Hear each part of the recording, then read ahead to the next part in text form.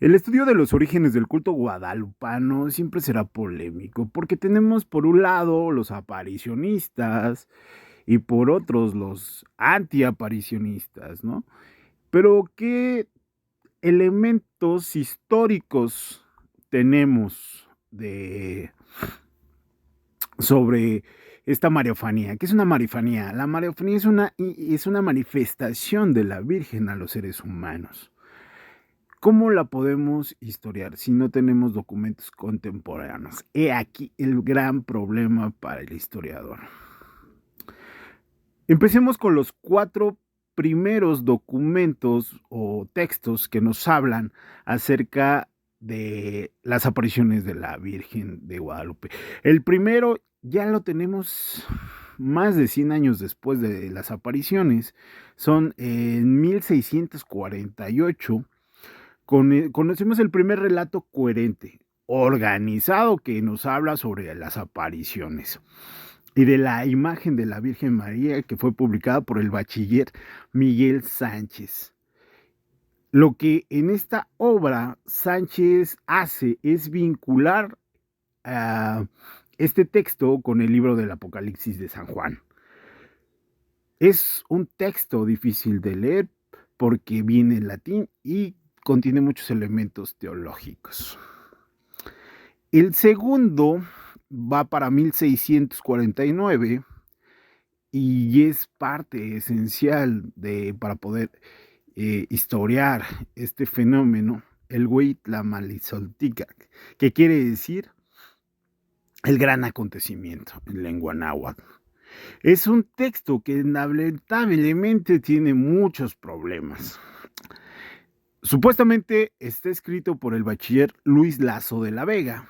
Él es el que se le atribuye la autoría. Bueno, sí, él dice que él lo escribió, pero eh, y está vinculado ya directamente al culto guadalupano.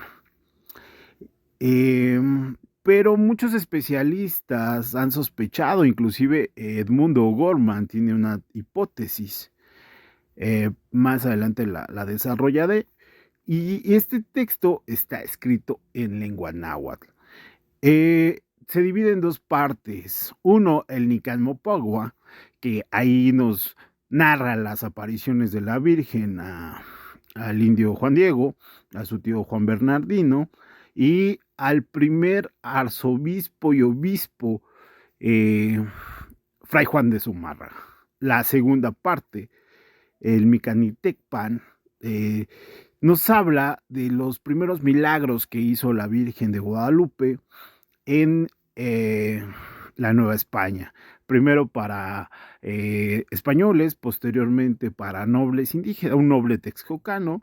Eh, digamos que nos habla también del traslado de la imagen el 26 de diciembre de 1531 de la casa arzobispal hacia el santuario, bueno, lo que posteriormente va a ser el santuario.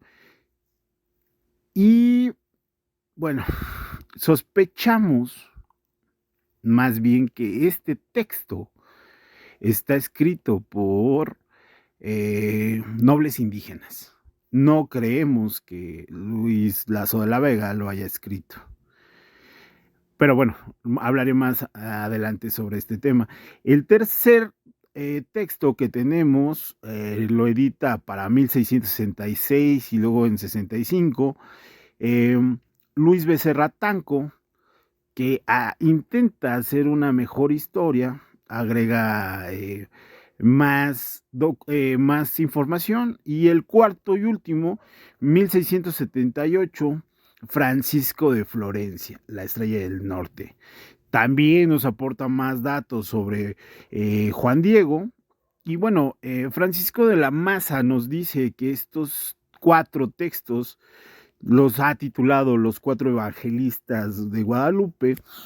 Y el problema con el Huitlamalirotica, que hay datos, los especialistas nos dirán que se le atribuye a un noble indígena o a varios nobles indígenas, sobre todo a uno en específico, que es Antonio Valeriano.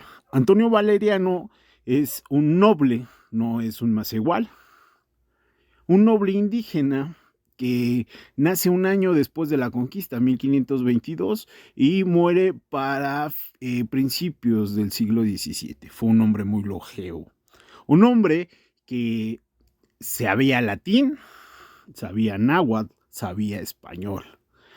Él perteneció a una colonia de México Tenochcas, pero que estaba vecindada en Azcapotzalco. Él no nació en Azcapotzalco, pero por su nobleza vivió en un barrio en Azcapotzalco. Y inclusive Fray Bernardino de Sahagún, él dice que es su principal informante. Nosotros en otros textos los conoceremos como los informantes de Sahagún. Entonces tenemos esta problemática. Ahora bien, también a partir de estos textos tenemos la propia imagen, ¿no? Que es atribuida a un pintor también de origen noble, a Marcos Cipag de Aquino. ¿Por qué podemos afirmar dicho hecho histórico?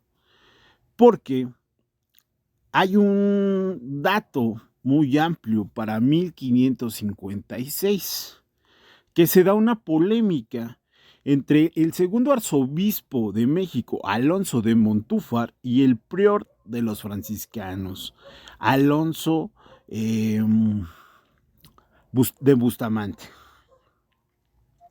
En este caso, el prior de los franciscanos estaba en contra del culto guadalupano, porque Alonso de Montúfar es el primero que se empieza a interesar por difundir los milagros de la Virgen de Guadalupe, desde esta posición de ser arzobispo, porque dice Bustamante en una misa que se da en San José de los Naturales, que el culto no tenía bases y que la imagen había sido pintada por un tal Marcos. Es por eso que deducimos en este círculo de nobles indígenas que eran los informantes de Sahagún y que tenían, es más, Marcos Cipag de Aquino, él ya tenía las formas artísticas europeas, él ya estaba con todo este bagaje.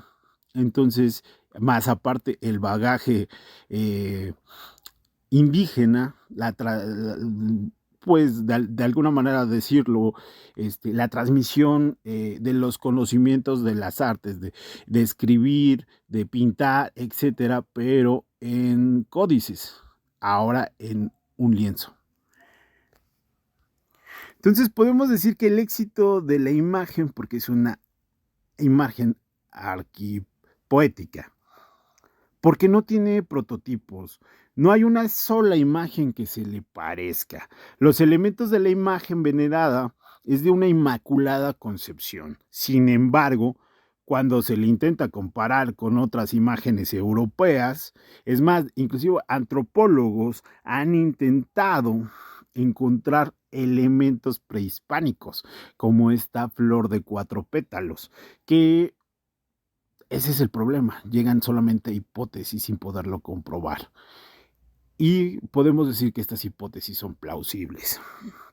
Lo que sí es muy, muy, muy interesante rescatar de la imagen es la luna de color negro y la cinta.